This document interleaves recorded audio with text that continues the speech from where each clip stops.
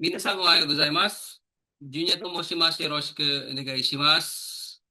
Okay, so yung topic natin for today is about kay Garimas at Gaimas. Unahin muna natin si Garimas, Mina. Okay, si Garimas is inanimate things. Ginagamit siya sa mga bagay na walang buhay, Mina. Okay, katulad ng halaman, ng mga puno. Pero sa atin, Mina, no, sa science dito sa atin, ang puno, mga halaman is a living things.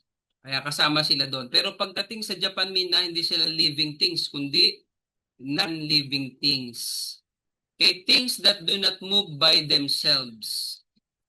Ang meaning po ng garimas is there is or there are. Okay, ito po yung ating pattern. Things, place, put, particle, ga, and arimas. Okay, there is a big park. Yung big park po, yun yung Oki Koen. Then, lagay nyo lang yung Garimas. So, meaning, Oki Koen Garimas, there is a big park. Okay, kung lalagyan mo naman to ng Watashi wa Minasang, Watashi wa Oki Koen Garimas, magiging I have po yan. Okay, there is a problem, then put Garimas. Monday Garimas. Next natin, Mina, yung gaimas. Okay, yung gaimas naman ginagamit sa mga animate or mga living things that can move or may buhay, Mina. Kasama dyan yung tao, hayop, animals. Kasama rin dito, Mina, yung mga spirit. Ayan, kasi sila ay mga spiritual being. Kasama dyan yung spirit, yung multo, kasama rin sa gaimas. People, animals, there is, there are, or to be alive. Okay, example, Mina, things place gaimas, basta buhay, there is a small bird. So yung small bird, Mina, kotori. Yan, kotori ga imas. Pero kung lalagyan ko ulit ng watashi wa yan, watashi wa kotori ga imas, ibig sabihin I have. Yan, magiging I have na siya. I have small bird. Okay, next, there is a goat, yagi ga imas. Okay, so Mina, ginagamit yan. Kahit yung tao is patay na, Mina, imas pa rin yung gagamitin natin. Shinderu hito ga imas. Okay, so dito magagamit natin yung position, no? So ito yung pattern, sundan lang natin. Location, particle no, position or preposition, particle ni, subject ga, arimas or imas. Pwede naman gawing negative arimasen or imasen.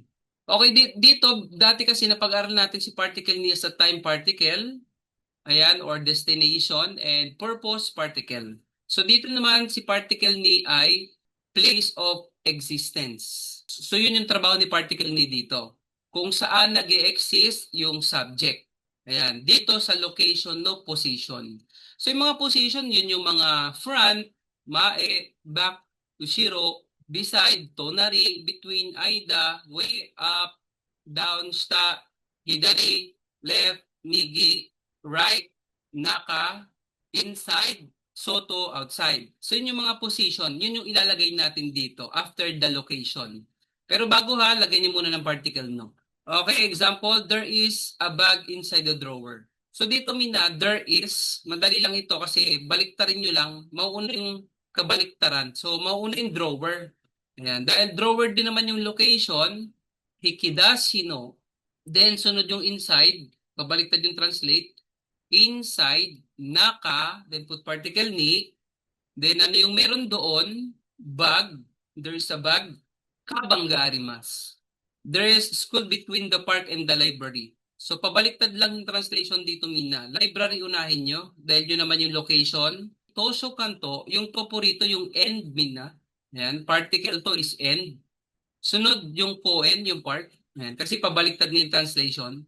Tosho kanto koen no position between aida ni gakko ga arimasu. There is a dog beside you. So unahin mo muna ikaw.